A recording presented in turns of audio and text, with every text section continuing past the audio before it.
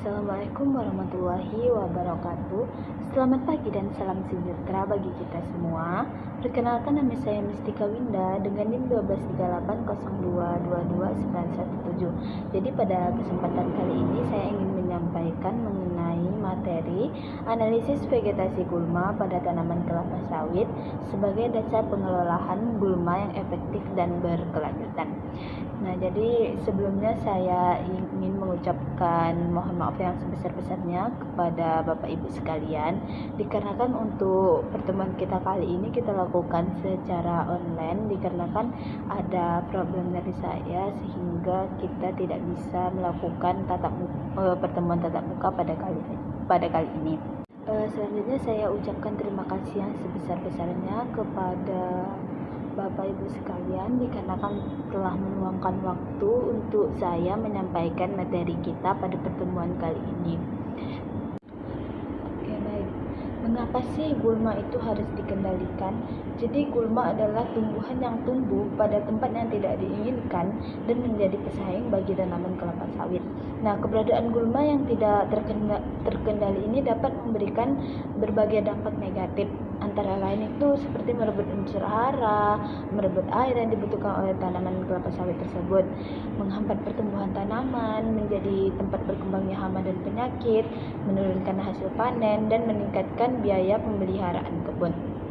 Nah, jadi oleh karena itu pengendalian gulma ini merupakan salah satu kegiatan yang sangat penting dalam budidaya tanaman kelapa sawit untuk menjaga produksi. Ada jenis-jenis gulma di kebun kelapa sawit. Jadi jenis-jenis gulma ini dikelompokkan menjadi 3 kelompok. Yang pertama ada gulma rumput, yang kedua ada gulma teki, yang ketiga ada gulma daun lebar. Nah, setiap kelompok ini memiliki ciri-ciri masing-masing seperti gulma rumput. Jadi gulma rumput itu daunnya sempit, tumbuhnya cepat, menutupi permukaan tanah. Nah, jadi kalau gulma teki itu biasanya memiliki umbi atau rimpang, sulit untuk dikendalikan, cepat berkembang biak. Dan kalau gulma daun lebar itu biasanya daunnya lebar, pertumbuhannya tuh agresif, dan yang ketiga itu bersaing dengan tanaman utama. Oleh karena itu, masing-masing jenis gulma ini memerlukan teknik pengendalian yang berbeda sehingga perlu dilakukan identifikasi terlebih dahulu. Selanjutnya, pentingnya analisis vegetasi gulma. Jadi analisis vegetasi gulma ini dilakukan untuk mengetahui komposisi dan tingkat dominansi gulma yang terdapat di suatu lahan. Jadi ada beberapa parameter yang digunakan dalam analisis vegetasi gulma seperti INP, dominansi, frekuensi, dan kerapatan. Jadi beberapa parameter yang digunakan ini seperti kerapatan itu untuk menunjukkan jumlah individu gulma pada persatuan luas.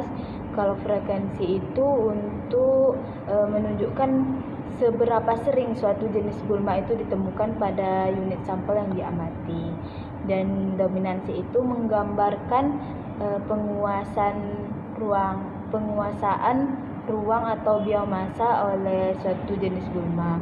Dan kalau untuk ENP itu merupakan gabungan dari nilai kerapatan, frekuensi, dan dominansi. Jadi semakin tinggi nilai INP-nya, maka semakin besar pengaruh gulma tersebut di dalam kebun, dan semakin perlu juga untuk diprioritaskan untuk pengendaliannya. Nah, selanjutnya ada manfaat analisis vegetasi gulma. Jadi analisis vegetasi gulma ini memberikan beberapa manfaat penting, yaitu seperti mengetahui jenis gulma yang dominan di lapangan, menentukan metode pengendalian yang paling tepat, menghemat biaya pengendalian gulma, dan yang terakhir itu untuk meningkatkan produktivitas kebun kelapa sawit. Nah, jadi dengan mengetahui gulma yang dominan, pengelolaan kebun ini dapat dilakukan secara lebih efektif dan efisien. Nah, selanjutnya ada pengendalian terpadu, yang mana pengendalian terpadu ini dilakukan melalui pendekatan terpadu, yaitu mengkombinasikan beberapa metode pengendalian. Jadi metode pengendalian di sini ada secara mekanis, kultur teknis, biologis, dan kimia secara bijaksana. Jadi pengendalian mekanis itu seperti apa? pengendalian mekanisme ini bisa kita lakukan seperti melakukan penyiangan, pembabatan, pembersihan gulma secara manual. Dan kalau pengendalian kultur teknis itu seperti penanaman tanaman penutup tanah, pemeliharaan kebun yang baik dan teratur. Dan kalau untuk pengendalian secara biologis itu pemanfaatan musuh alami, pengendalian yang ramah lingkungan. Selanjutnya ada pengendalian kimia secara bijaksana, yaitu menggunakan herbisida sesuai dosis yang dianjurkan, tepat sasaran, dan memperhatikan keamanan lingkungan. Jadi pengendalian terpadu ini lebih efektif dibandingkan hanya menggunakan satu metode, karena dapat menekan pertumbuhan gulma secara berkelanjutan. Sebagai kesimpulannya, jadi gulma ini adalah merupakan salah satu faktor yang dapat menurunkan produktivitas kebun kelapa sawit apabila tidak dikelola dengan baik. Jadi melalui analisis vegetasi gulma, kita dapat mengetahui jenis gulma yang dominan dan dapat menentukan strategi pengendalian yang paling tepat. Jadi pengendalian gulma terpadu yang memadukan metode seperti mekanis, kultur teknis, biologis, kimia secara bijaksana ini dapat menjadi langkah terbaik untuk menjadikan kebun kelapa sawit yang produktif, efisien, dan berkelanjutan. Nah, jadi pesan utama yang perlu kita ingat adalah yang pertama, kenali gulma yang dominannya terlebih dahulu. Lakukan analisis vegetasi secara berkala, terapkan pengendalian terpadu, dan yang terakhir yaitu tingkatkan produktivitas kebun kelapa sawit. Nah, terima kasih atas perhatian Bapak Ibu sekalian. Mungkin ada yang kurang jelas atau yang perlu kita diskusikan, silahkan sampaikan saja.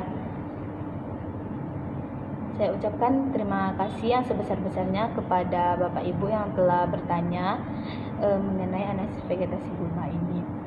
Yang terakhir, saya memohon maaf yang sebesar-besarnya apabila selama saya menyampaikan materi terdapat beberapa kesalahan.